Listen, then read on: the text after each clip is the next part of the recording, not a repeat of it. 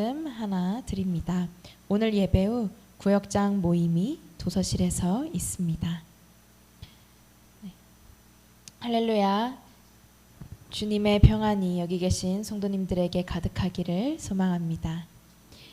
우리는 지금 고난주간을 지나고 있습니다. 이 일주일은 우리를 위해 찢기신 예수 그리스도의 살과 그 흘리신 피, 십자가의 고난을 묵상하는 시간입니다. 기독교의 핵심은 누가 뭐래도 사랑입니다. 성경을 요약하면 결국 남는 핵심적인 것은 하나님의 사랑과 하나님을 사랑하는 것과 이웃을 사랑하는 것입니다. 그래서 우리는 늘 사랑을 말합니다. 세상을 살아가는 모든 인간은 각자의 방식대로 사랑을 하며 살아갑니다. 그런데 오늘 이 고난주간을 보내고 있는 때에 우리 스스로에게 한번 물어보기를 원합니다. 우리가 하는 그 사랑은 과연 정말로 올바른 방향으로 가고 있는지 말입니다. 안타깝게도 우리의 사랑은 자주 길을 잃습니다. 사랑이라는 이름 아래 사실은 전혀 다른 방향으로 갈 때가 많기 때문입니다. 우리는 소유하는 것을 사랑이라고 착각하며 살아갑니다. 우리는 자녀를 사랑한다고 말합니다. 하지만 내 바람대로 아이가 따라오지 않을 때 우리는 사랑한다는 이유로 아이를 다그치고 내 소유물처럼 휘두르려고 합니다. 또 배우자와의 관계, 연인과의 관계에서도 마찬가지입니다. 사랑해서 결혼했지만 내 뜻대로 행동하지 않는 상대방을 보며 우리는 불같이 화를 내고는 합니다. 왜 그렇습니까? 그 사람을 있는 그대로 보는 것보다 내 기준에 맞춰진 내 것으로 만들고 싶어하는 욕심이 있기 때문입니다. 우리가 소중하게 여기는 물건이나 어떤 무형의 가치들도 마찬가지입니다. 그것을 가지지 못하면 불안하고 그리고 내 손에서 빠져나갈 때에도 참 답답해집니다. 우리는 이렇게 사랑에 서툴고 자기 중심적입니다. 안 그러겠다고 다짐하기도 하지만 내 뜻대로 쉽게 휘두르고 싶은 마음이 불쑥 튀어나오곤 합니다. 우리는 이렇게 너무나 쉽게 말합니다. 사랑해, 넌 내 거야. 이 말을 하는 대상은 사물도 사람도 그리고 어떠한 가치 또한 될 수 있을 것입니다. 누군가는 이 말을 로맨틱하다고 말할지 모르지만 다른 눈으로 보면 이 말은 참으로 무서운 말입니다. 사랑의 대상을 너로 보는 것이 아니라 내가 소유해야 할 것으로 바꾸기 때문입니다. 정말 소유하는 것이 사랑일까요? 꽉 움켜쥔 채로 내 마음대로 휘두르는 것이 성경이 이야기하는 사랑인가요? 십자가는 우리에게 소유하는 사랑이 아니라 전혀 다른 차원의 사랑을 보여줍니다. 오늘 우리는 본문 말씀을 통해서 내가 그동안 사랑이라 믿어왔던 그 소유욕의 우상을 깨뜨리고 예수께서 몸소 보여주신 진짜 사랑, 자신을 내어주는 사랑을 나눠보고자 합니다. 오늘 본문 1절과 2절은 우리의 새로운 정체성을 선포하며 시작합니다. 그러므로 사랑을 받는 자녀같이 너희는 하나님을 본받는 자가 되고 그리스도께서 너희를 사랑하신 것 같이 너희도 사랑 가운데 행하라. 본문은 우리를 단순히 종이나 피조물로 부르지 않고 사랑을 받는 자녀라고 부릅니다. 여기서 중요한 것은 우리가 받은 사랑입니다. 우리가 어떤 사랑을 받았기에 하나님을 본받을 수 있단 말일까요? 바로 그리스도께서 우리를 사랑하신 것 같이 여기는 사랑입니다. 사도 바울은 에베소서 1장부터 4장까지 하나님이 우리를 어떻게 하나 되게 하셨는지 그리고 그 아들 그리스도의 사랑이 우리를 위해 어떤 일을 행하셨는지를 설명합니다. 에베소서 2장 1절은 우리가 허물과 죄로 죽었던 존재였다라고 단호하게 말합니다. 이미 죽은 자는 스스로를 살릴 수 없습니다. 그런 우리를 향해 하나님은 이렇게 행하셨습니다. 2장 4절과 5절을 우리가 함께 읽어보도록 하겠습니다. 긍휼이 풍성하신 하나님이 우리를 사랑하신 그 큰 사랑을 인하여 허물로 죽은 우리를 그리스도와 함께 살리셨고 너희는 은혜로 구원을 받은 것이라. 아멘. 하나님은 우리를 살리기 위해 큰 사랑을 시작하셨습니다. 그런데 그 살려내는 방법이 참으로 아이러니합니다. 우리를 살리기 위해 그분은 자신의 아들을 죽음에 내던지셨습니다.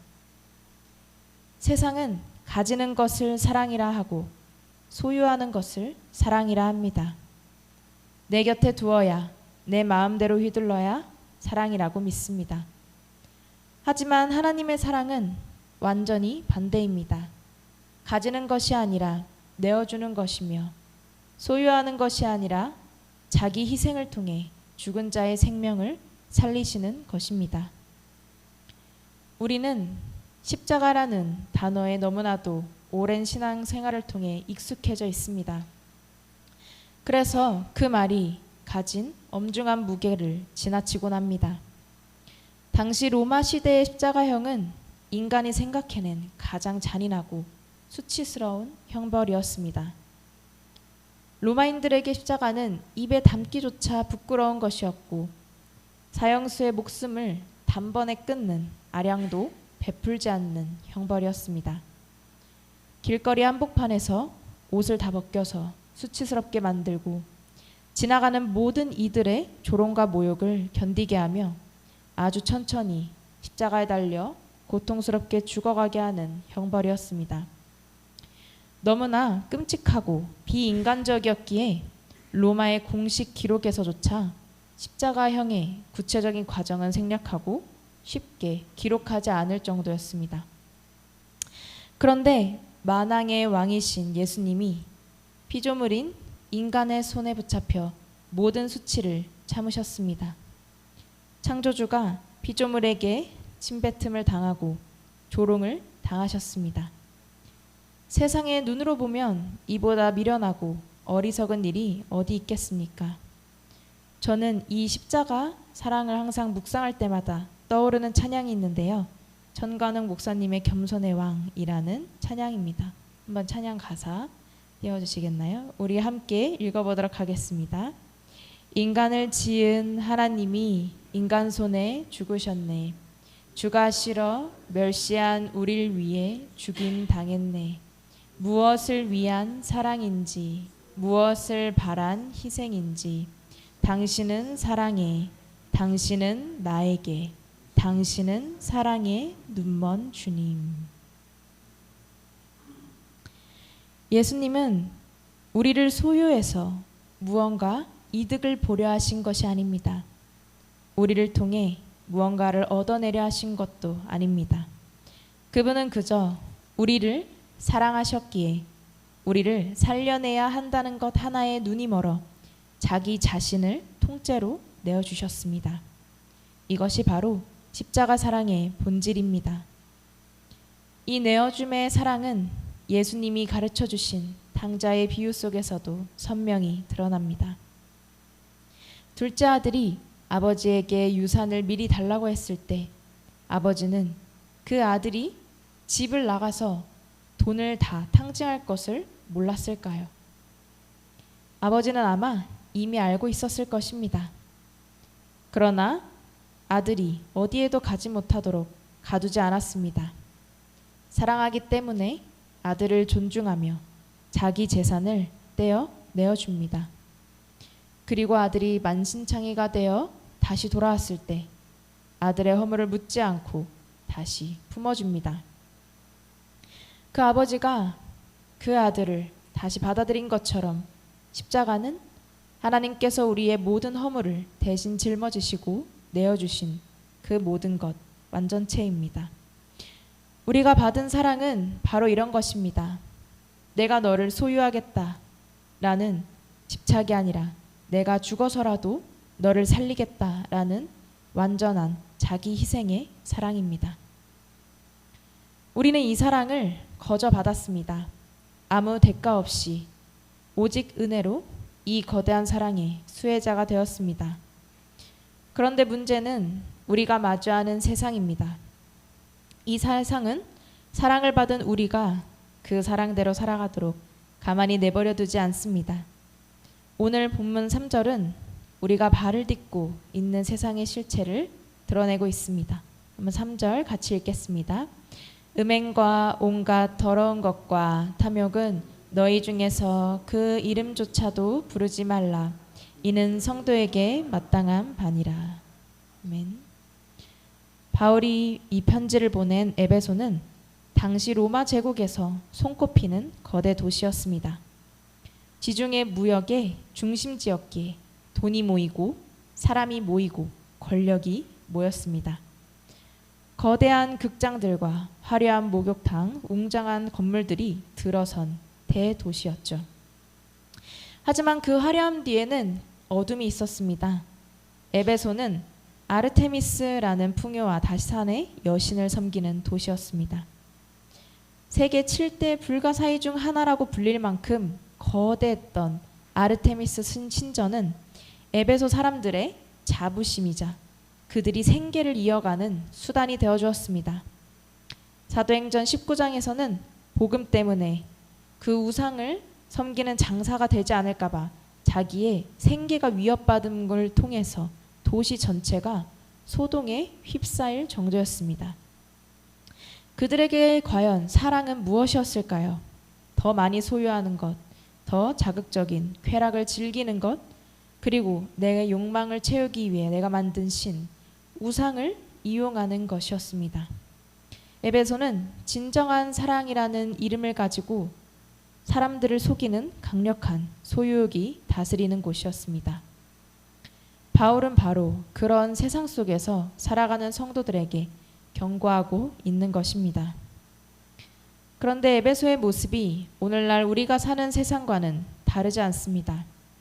지금의 세상은 오히려 훨씬 더 빠르고 훨씬 더 치밀하게 우리에게 다가옵니다.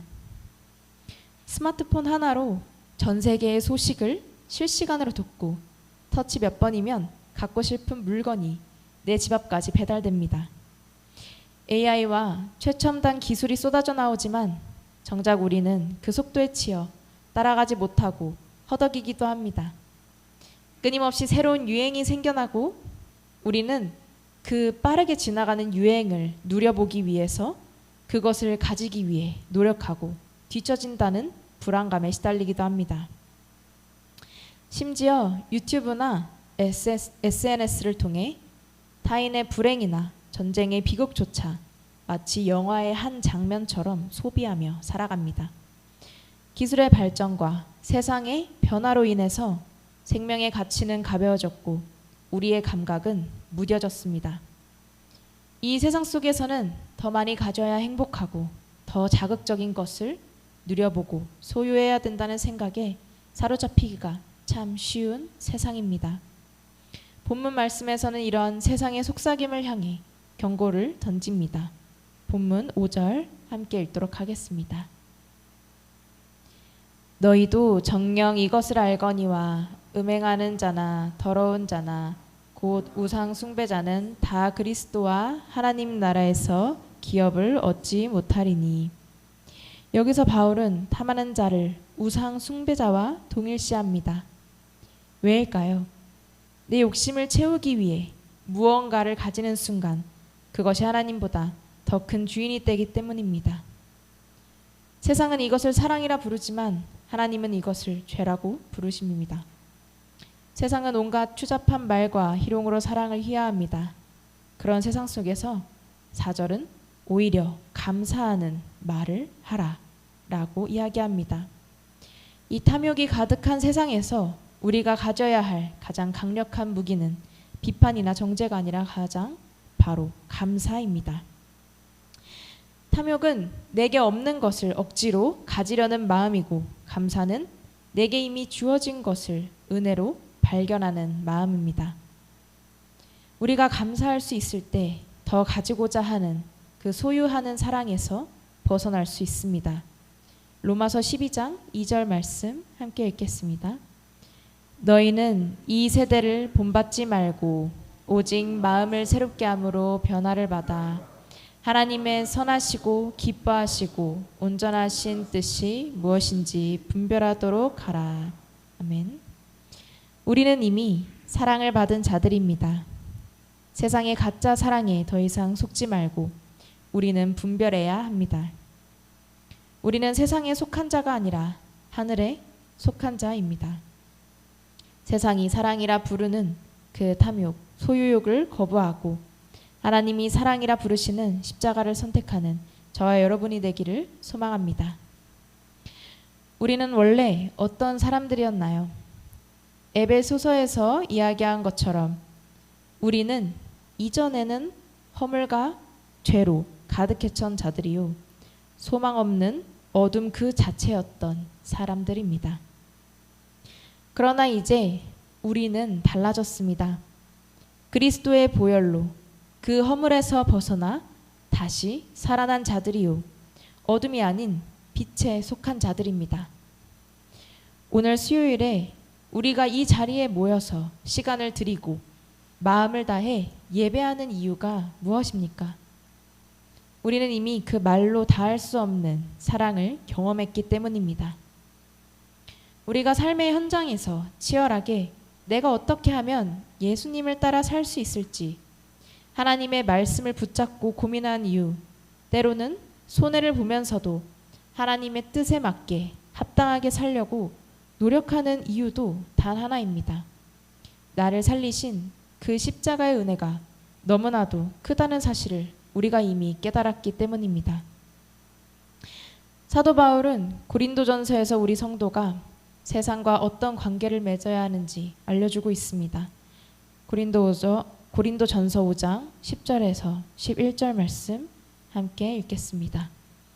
이 말은 이 세상에 음행하는 자들이나 탐하는 자들이나 속여 빼앗는 자들이나 우상 숭배하는 자들을 도무지 사귀지 말라 하는 것이 아니니 만일 그리하려면 너희가 세상 밖으로 나가야 할 것이라.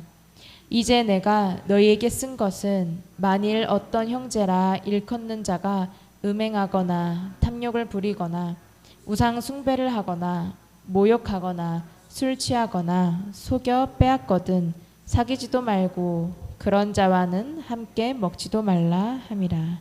아멘. 이 세상은 악하니 더 이상 이 세상에 머물지 말고 떠나라 라는 말씀이 아니라 오히려 소유하는 사랑이 가득한 세상 한복판에서 살아가되 그들과는 전혀 다른 사랑의 방식으로 구별되라 라는 명령입니다. 우리는 사랑을 받은 자들입니다. 우리는 흔히 사랑을 받고 자란 사람은 그 얼굴에서 티가 난다고 얘기합니다. 하나님의 큰 사랑을 받은 우리 교회 공동체 역시 세상과는 다른 사랑의 티가 나야 합니다.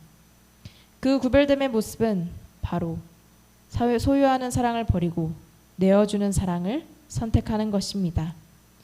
우리는 할 수 있습니다. 이미 그 사랑을 받았기 때문입니다. 내어주는 사랑은 기다리는 것입니다.